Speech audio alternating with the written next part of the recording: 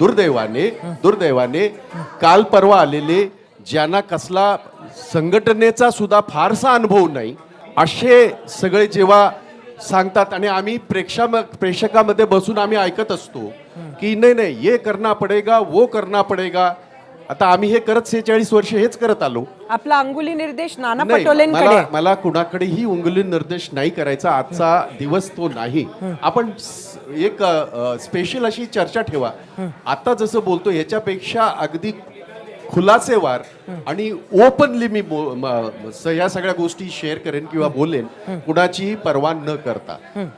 जर वस्तुस्थिती आणि सत्य बोलण्यासाठी जर मला हा विचार करावा लागला की त्याला काय वाटेल आणि ह्याला काय वाटेल तर मी भाई जगताप नाही.